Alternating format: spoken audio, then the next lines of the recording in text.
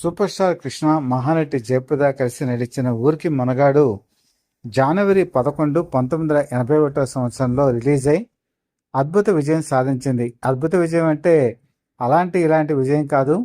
ఒక విధంగా చెప్పాలంటే సూపర్ స్టార్ కృష్ణ నటించినటువంటి సినిమాల్లో టాప్ 25 సినిమాలు ఏదైనా అంటే అందులో వన్ ఆఫ్ ద మూవీ ఊరికి మనగాడు అని చెప్పక తప్పదు.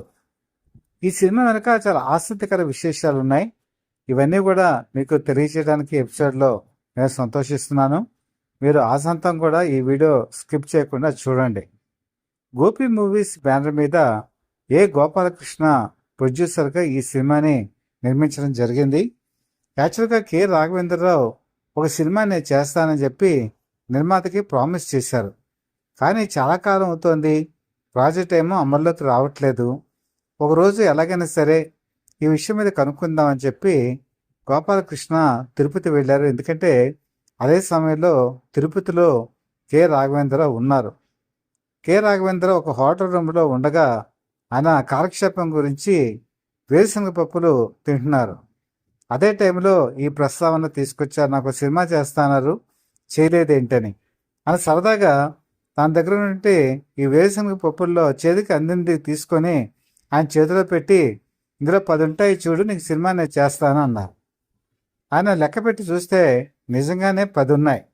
అది అంత 10 కరెక్ట్గా వస్తాయని చెప్పి రాఘవేంద్రరావు కూడా తెలియదు. ఒకసారి భయపడ్డారు ఆయన. ఇదేంటి, నేనేదో ఆలబొక్కగా ఇస్తే ఇవి 10 ఉన్నాయి కదా అంటే 10 ఉన్నాయి, ఇది నిజంగా దేవుడి కృపేమో అని ఆలోచించి, నీకు ఎలాగైనా సరే నెక్స్ట్ ప్రాజెక్ట్ మాత్రం నేను చేస్తానని చెప్పి ప్రామిస్ మరొకసారి చేశారు. చేసి ఆ రోజు ఆయన నిద్రపోయినప్పుడు విచిత్రంగా ఒక కల వచ్చింది. అందులో ఒక యువకుడు ఒక బ్యాగ్ పెట్టుకొని రైల్వే స్టేషన్లో దిగి బయటకు వచ్చేటువంటి దృశ్యం ఆయనకి కనపడింది. ఇంకా అంతకుమించి ఆయనకి వేరే కళ ఏవి రాలా, అదొకటే వచ్చింది. అది వచ్చి లేచి చూసిన తర్వాత ఆయనకు అనిపించింది, ఏంటి ఇలాంటి కళ వచ్చింది, ఈ కళ నాకు తీయబోయే సినిమాకి ఏదైనా ఒక సూచిక అని ఆలోచించి ఇదే ప్రస్తావనని రచయిత సత్యానందతో ఫోన్లోనే ప్రస్తావించడం జరిగింది. సత్యానంద్ కూడా థ్రిల్ అయ్యారు. దీని మీదే కథలని రాఘవేంద్ర చెప్పడంతో దాని మీదే స్టోరీ వెళ్ళటం ప్రారంభించారు. ఆ యువకుడు ఒక పల్లెటూరుకి రావడం, పల్లెటూరు నుంచి లోపలికి వెళ్ళటం, అక్కడున్న పరిస్థితులు, ఆ పరిస్థితులకి తన పాత జీవితానికి ఉన్న సంబంధం, ఇవన్నీ అలాగా లింకులు కలుపుకుంటూ వెళ్ళి ఒక అద్భుతమైన కథని తయారు చేసుకున్నారు. తయారు చేసుకుని సూపర్ స్టార్ కృష్ణకి ఈ కథ వినిపించినప్పుడు ఆయన కూడా థ్రిల్ ఫీల్ అయ్యారు. నో డౌట్ ఇది అద్భుతమైనటువంటి చిత్రం అవుతుంది. మనం గతంలో భలే కృష్ణుడు చేసాం, అలాగే ఘరానా దొంగ చేసాం, ఇది మన 3వ సినిమా అద్భుతంగా ఆడుతుంది అని చెప్పి ఆయన కూడా విశ్వాసాన్ని వ్యక్తం చేశారు. ఆ విధంగా ఒక కళలో వచ్చినటువంటి చిన్న రూపమే ఈ సినిమాకి పెద్ద ఆయుపట్టుగా మారింది. మీరు సినిమా కనుక చూస్తే బాగా అబ్జర్వ్ చేయండి. సినిమా ప్రారంభంలో ఒక రైల్వే స్టేషన్, ఒక ట్రైను ఆగుతుంది. అందులోంచి మనకు పాదాలు కనిపిస్తాయి సూపర్ స్టార్ కృష్ణవి. తర్వాత ఆయన ఒక సూట్ కేసు, ఒక బ్యాగు పట్టుకొని ట్రైన్ దిగటం, అలాగే టికెట్ కలెక్టర్ దగ్గరికి వచ్చి ఈ స్టేషన్ ఏమీ మారలేదే అని అంటారు. స్టేషనే కాదు, ఊరు కూడా మారలేదని చెప్పి ఆ స్టేషన్ మాస్టర్ చెప్పడంతో ఆ ఊరికి ఆ యువకుడికి మధ్య, అంటే సూపర్ స్టార్ కృష్ణకి మధ్య అది కొత్తది కాదు, గతంలోనే ఆయనకి ఆ స్టేషన్తోనూ ఆ ఊరితోనూ పరిచయం ఉంది అన్న చిన్న లింకు మనకు అర్థమవుతుంది. ఈ స్టేషన్ మాస్టర్ కింద వేసింది ఎవరంటే ఆయన మేకప్ చీఫ్ మాధవరావు గారు. మాధవరావు గారు ఈ సినిమా ఓపెనింగ్ షాట్ కూడా అదే, ప్రారంభోత్సవం షాటింగ్ కూడా అదే. ఇందులో ఆయన నటించిన తర్వాత ఈ సినిమా బంపర్ హిట్ అయితే రాఘవేంద్రరావుకి ఒక సెంటిమెంట్ ఏర్పడింది. ఏ సినిమా తీసినా కూడా రావయ్య మాధవరావు, నువ్వే ఓపెనింగ్ షాట్ చేయాలి, నీది మంచి లక్కీ హ్యాండ్, నాకు కలిసి వచ్చిందని చెప్పి ఆయన అడుగుతూ ఉండేవారట. ఈయన కొన్నిసార్లు అటెండ్ అయినా కొంత బిజీ షెడ్యూల్స్ వల్ల ఒకసారి వెళ్ళకపోతుండేవారు. ఆ విధంగా ఈ సినిమాలో మాధవరావు కూడా కనిపించడం ఒక విశేషం. ఈ విధంగా కళ్ళలో వచ్చినటువంటి ఆ చిన్న రూపమే ఒక నదిని దాటుకుంటూ వెళ్ళి ఆ తర్వాత ఊళ్ళోకి ప్రవేశించినప్పుడు జయప్రదతో ముఖాముఖి పరిచయం, రాజలక్ష్మి ఆ పడవలో ఉండటం, ఇవన్నీ మీకు ఈ స్వభావాలు ఒక్కొక్క క్యారెక్టర్ కూడా పరిచయం అవుతూ ఉంటాయి. అందులో చంద్రమోహన్ మోగవాడి క్యారెక్టర్లో అద్భుతంగా రాణించిన విషయం కూడా మీకు తెలిసిందే. ఇందులో ఇంకో మరొక ఆసక్తికర విషయం ఏంటంటే, ఈ సినిమా కథ ఎప్పుడైతే అనుకున్నారో నిర్మాత గోపాలకృష్ణ, కాంతారావు కళాప్రపన్న ఆయన పిలిపించి సూపర్ స్టార్ కృష్ణ ఒక సలహా ఇచ్చారు. మీరు గతంలో కొన్ని సినిమాలు తీశారు, డబ్బులు పోగొట్టుకున్నారు. ఈ సినిమా కథ బాగుంది, నేను మంచి ఫామ్లో ఉన్నాను, నాకెందుకో ఇది సూపర్ డూపర్ హిట్ అవుతుందని నమ్మకం ఉంది. మీరు పెట్టుబడి పెట్టక్కర్లేదు, మీరు ఒక ప్రొడ్యూసర్గా జాయిన్ అవ్వండి, డిస్ట్రిబ్యూటర్ మొత్తం అన్నీ కూడా పెట్టుబడులు పెడతారు, మీ పేరుండి తర్వాత టేబుల్ ప్రాఫిట్ మీరు షేర్ చేసుకుందరు కానీ అని చెప్పి సలహా ఇచ్చారు.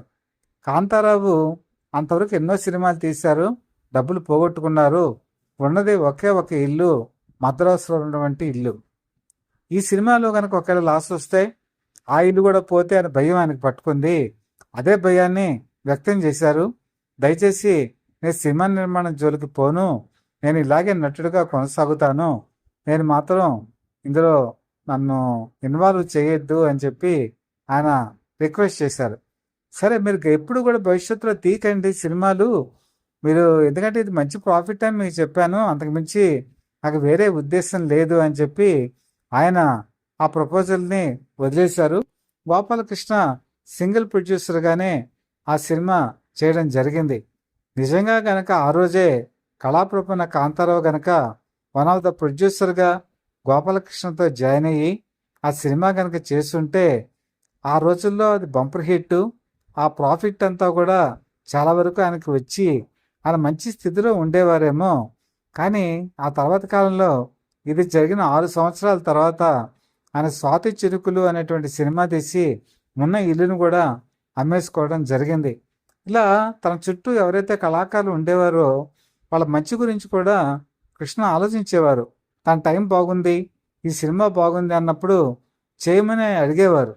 అలా ఆ రీజన్ వల్ల పాపం కాంతారావు ఆ సినిమాను కూడా పోగొట్టుకోవడం జరిగింది. ఇంకా ఈ సినిమా కథ విషయానికి వచ్చేప్పటికి ఈ కథలో మనకు అనేక ట్విస్టులు కనపడతాయి.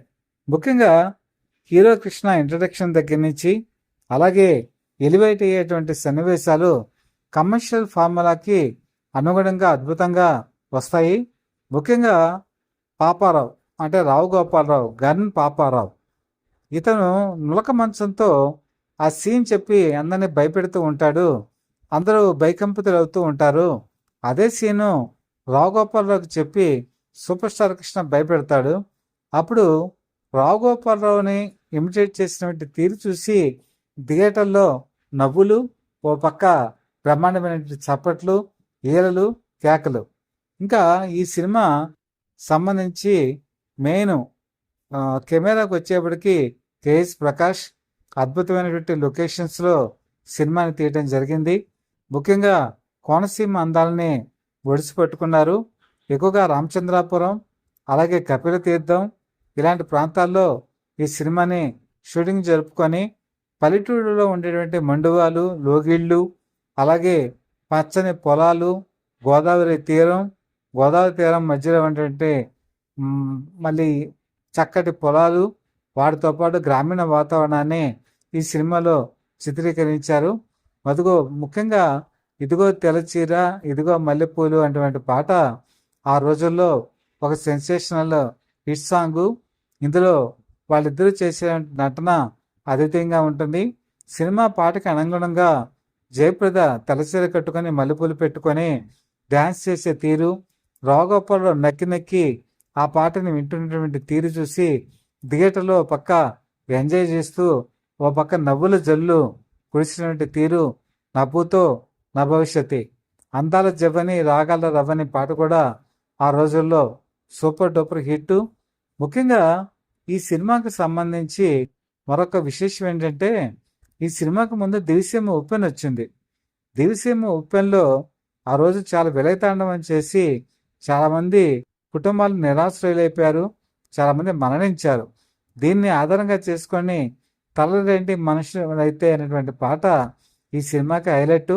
ఈ దివిసీమ ఉప్పెను కూడా ఇందులో ఈ సినిమాలో చూపించడం జరుగుతున్న సీన్స్ అది మనల్ని కదిలించేస్తుంది. ముఖ్యంగా శంకరాభరణం సినిమా 1980 సంవత్సరంలో రిలీజ్ అయింది.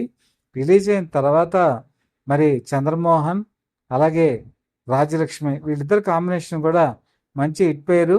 ఒక విధంగా ఇద్దరు కూడా మంచి నటనతో మనల్ని ఆకట్టుకుంటారు. ముఖ్యంగా ఈ సినిమా షూటింగ్ జరుగుతున్నప్పుడు రాజమండ్రిలో ఉన్నటువంటి జయప్రద వాళ్ళ కుటుంబం వీళ్ళకి ఈ యూనిట్ వాళ్ళకి కూడా చాలా చక్కటి సహకారాన్ని అందజేశారు. ఒక ఆర్టిస్ట్గా వాళ్ళతో ఉండవలసిన అవసరం ఉంది, కానీ ఆవిడ ఆతిథ్యం విషయంలో మాత్రం చాలా పదునైనటువంటి చురుకైనటువంటి ఏర్పాట్లు చేశారు. పూతరేకుల దగ్గర నుంచి అలాగే బెల్లం గవ్వల దగ్గర నుంచి అలాగే ఈస్ట్ గోదావరిలో దొరికే అనేక రకాల స్వీట్లు, మామిడి తాండ్రా ఇవన్నీ కూడా ప్రత్యేకంగా తెప్పించి యూనిట్లో ఉండే వాళ్ళకి ఎప్పటికప్పుడు అందజేసి తన ఆతిథ్యాన్ని నిరూపించుకోవడం జరిగింది. ఈ సినిమా రిలీజ్ అయిన తర్వాత రికార్డులు బదులైపోయాయి. దాదాపు 6 రోజుల్లోనే 3 కోట్లకు పైగా కలెక్షన్స్ అంటే అది ఆషామాషి వ్యవహారం కాదు. సెకండ్ థర్డ్ రిలీజుల్లో కూడా అద్భుతమైన కలెక్షన్స్ ఈ సినిమా సాధించింది. జనవరి 11 అంటే సంక్రాంతికి ఆ రోజుల్లో భారీ సినిమాలు రిలీజ్ అయ్యాయి. ఎన్టీ రామారావు ప్రేమ సింహాసనం రిలీజ్ అయింది. అలాగే అక్కినేని నాగేశ్వరరావు మరి శ్రీవారి ముచ్చట్లు రిలీజ్ అయింది. మరో పక్కన సోహన్ బాబు 12 జీవితం సినిమా రిలీజ్ అయింది. మరో పక్కన రెబల్ స్టార్ కృష్ణరాజు ఆడాళ్ళు మీకు జోహాలు సినిమా కూడా రిలీజ్ అయింది. ఇంత కాంపిటీషన్ ఉన్నా కూడా ఈ సినిమా ఎక్కడా ఆగకుండా కూడా బ్రహ్మాండమైన హిట్ దిస్గా సూపర్ హిట్ దిస్గా దూసుకుపోయింది. ఈ సినిమా రిలీజ్ అయిన తర్వాత 1 మంత్ తర్వాత దాదాపుగా అంటే ఫిబ్రవరి 18 ఆ ప్రాంతాల్లో ప్రేమాభిషేకం రిలీజ్ అయింది. ప్రేమాభిషేకం కూడా చాలా అద్భుతమైన విజయం సాధించింది. ఆ అద్భుత విజయ పరంపరలో కూడా తట్టుకొని నిలబడింది ఊరికి మునగాడు. ఆ టైంలో కూడా తన కలెక్షన్స్ విలువని ఎక్కడో కూడా తగ్గించుకోకుండా ముందుకు వెళ్ళటం విశేషం. ఈ సినిమా సబ్జెక్టు, ఈ సినిమా సాధించిన విజయం ఎంతో నచ్చి సూపర్ స్టార్ కృష్ణ హిందీ రైట్స్ని తీసుకోవటం ఆయన తీశారు. ఎందుకంటే 1980లోనే పద్మాలయ వాళ్ళు టక్కర్ అనేటువంటి సినిమా దేవుడు చేసిన మనుషుల్ని హిందీలో తీయడం జరిగింది. దీన్నే మరి హిమ్మత్ వాలా అని చెప్పేసి జితేంద్ర శ్రీదేవితో తీయటం కూడా ఒక విశేషం. అది కూడా హిందీలో సూపర్ డూపర్ హిట్ అయ్యి హిందీలో ఈ శ్రీదేవి హీరోయిన్గా ఎస్టాబ్లిష్ అవ్వడానికి కారణమైంది. ముఖ్యంగా జయప్రద అప్పటి వరకు కూడా సాఫ్ట్ రోల్స్, ఉందాగా ఉండేటువంటి రోల్స్ వేసినటువంటి ఆవిడ సినిమాలో మొట్టమొదటి ఒక 1/2 అవర్ పైగా కూడా ఒక విధంగా గడిసమ్మాయి, ఒక విధంగా చూస్తే తండ్రి పెంపకంలో అల్లచిల్లరగా తిరిగేటువంటి ఒక గడుగ్గాయి ఇలాగ కనిపిస్తారు. ఆయన నెమ్మదిగా రిలీజ్ అయ్యి మంచితనంతో అందరినీ ఆకట్టుకునే ఒక పాత్ర పాజిటివ్గా మారుతుంది. ఆ క్యారెక్టర్ని ఆడ అద్భుతంగా నటించడం జరిగింది. సూపర్ స్టార్ కృష్ణ ఈ సినిమాలో తన తండ్రి మీద పడ్డ అపవాదుని తొలగించి అదే ఊళ్ళో తన మేనమామైనటువంటి రావు గోపాలరావు, అది చివరి వరకు కూడా దాదాపుగా రివీల్ అవ్వదు. ఆ రివీల్ అయిన తర్వాత తన మేమ కూతుర్నే పెళ్లి చేసుకుంటాడు.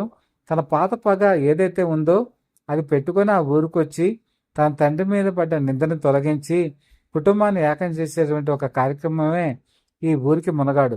ఊరికి ఎవరైతే మంచి చేస్తారో, ఊరికి ఎవరిని కాపాడతారో దుష్టు బారి నుండి, ఎవరైతే మంచి ప్రజలకి చేస్తారో వాళ్ళే అసలైన మునగాడు అని ఈ సినిమా ద్వారా నిరూపించినటువంటి ఈ ఊరికి మునగాడు ఆ రోజుల్లో ఒక అద్భుతం. నా భూతో నా భవిష్యత్తు శ్రీవారి పాద సన్నిధి దగ్గర వచ్చిన కళే ఒక అద్భుతంగా మారి ఒక అద్భుత సినిమాగా రూపాంతరం చెందటం నిజంగా గొప్ప విషయం. అది దేవుడు చేసినటువంటి వింతలు, మహిమలు అనుకోవచ్చు. అలాంటి ఒక మహిమే ఈ ఊరికి మునగాడు. అందుకే మనం ఎప్పుడూ కూడా దైవారాధన, దేవుడి మీద భక్తి ఇవి ఎప్పుడైతే ఉంటాయో మనకు ఆ దేవుడు కూడా మంచి చేస్తాడు. ఇవి మెండుగా ఉన్నటువంటి వాళ్ళందరూ కలిసి చేసినటువంటి ఈ సినిమా అద్భుత విజయం సాధించింది. అనుకోకుండా వచ్చిన ఒక కళ ఇంత పెద్దగా హిట్ అవుతుందని ఆ రోజు ఎవరు ఊహించలేకపోయారు. అనుకోకుండా జరిగినవే ఒకసారి మనకి సూపర్ డూపర్ హిట్లు అవుతాయంటానికి ఇదొక ఉదాహరణ. ఈ కంటెంట్ మీకు ఏమనిపించింది, ఎలా అనిపించింది, మీ అభిప్రాయాలను కామెంట్స్ రూపంలో తెలియచేయండి. అలాగే ఛానల్ని మీరు కనుక సబ్స్క్రైబ్ చేసుకున్నట్టయితే సబ్స్క్రైబ్ చేసుకొని మీ సపోర్ట్ మాకు అందజేయవలసిందిగా మనస్ఫూర్తిగా కోరుకుంటూ, మీ మిత్రుడు శ్రేయభిలాషి, సత్యవర్ధ people live TV chief editor, DVSS Krishnaprasad.